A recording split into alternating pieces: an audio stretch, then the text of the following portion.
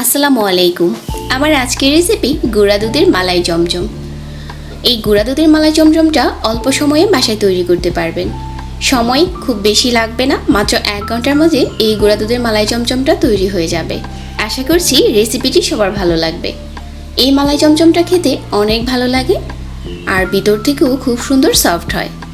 যারা একদমই মিষ্টি তৈরি করতে পারেন না আর একদম নতুন, তাদের জন্য খুব কাজে আসবে। মালাই চমচমের জন্য প্রথমে নিয়ে নিচ্ছি একটা বাটিতে 1 কাপ গুঁড়ো দুধ, তারপর দিয়ে দিচ্ছি 1 চা চামচ ঘি, হাফ চা চামচ দিয়ে দিচ্ছি বেকিং পাউডার। এই সবগুলো উপকরণ হাত দিয়ে খুব ভালো করে মিশিয়ে নিতে হবে।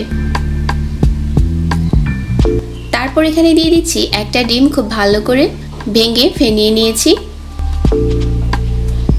এই ডিমটা দিয়ে আমি গোলাটা তৈরি করছি। আপনারা চাইলে এখানে তরল দুধ দিয়ে গোলাটা তৈরি করতে পারেন, কিন্তু ডিম দিয়ে গোলাটা তৈরি করলে চমচমটা খেতে খুবই ভালো হয়।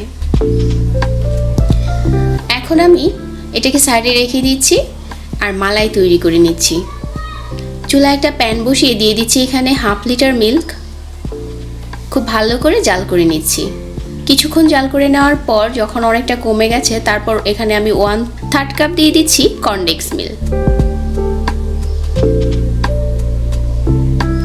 মেশানো হয়ে গেছে।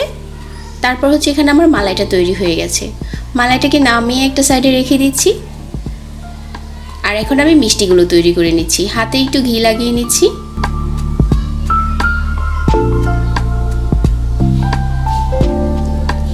আর চমচম দেখতে একটু লম্বা হয়, আমি কিছুটা লম্বা একটা শেপ দিয়ে দিচ্ছি।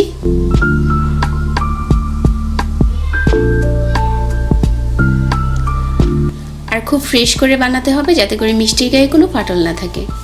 তো আমার এখানে সবগুলো মিষ্টি বানানো হয়ে গেছে। তারপর আমি চুলায় আরও একটা পাত্র বসিয়ে 3 কাপ দিয়ে দিচ্ছি লিকুইড মিল্ক, 1/2 কাপ চিনি দিচ্ছি। দুধটা যখন ফুটে উঠেছে ওই পর্যায়ে আমি মিষ্টিগুলো দিয়ে দিচ্ছি। আর এই দুধটাকে কিন্তু জাল করে ঘন করতে হবে না, কিছুটা পাতলাই থাকবে। আর এখানে কোনো রকম ঢাকনা দিয়ে ঢাকতে হবে না। চুলাটাকে লো আর মিডিয়ামের মাঝামাঝি রেখে এই মিষ্টিগুলোকে রান্না করে নিতে হবে। যখন মিষ্টিগুলো অনেকটা ফুলে গেছে আর 10 থেকে 15 মিনিট জাল করা হয়ে গেছে, ওই পর্যায়ে মালাইটা ঢেলে দিয়ে চুলাটাকে বন্ধ করে দিতে হবে। আর চমচমটা কিন্তু তৈরি হয়ে গেছে। খুবই অল্প সময়ে এই চমচমটা বাসায় তৈরি করতে পারেন। 1 ঘন্টা পর চমচমটা মালাইয়ে স্যুপ করে রাখার পর এখন চুলাটাকে বন্ধ করে দিচ্ছি আর নামিয়ে ঠান্ডা করে নিচ্ছি। ঠান্ডা হওয়ার পর চমচমটা খাওয়ার জন্য একদম উপযোগী। ভিতর থেকেও এই মিষ্টিটা খুবই সফট হয়। আশা করছি রেসিপিটি ভালো লেগেছে। সবাই অনেক অনেক ভালো থাকবেন। আজকে বিদায় নিচ্ছি। আল্লাহ হাফেজ।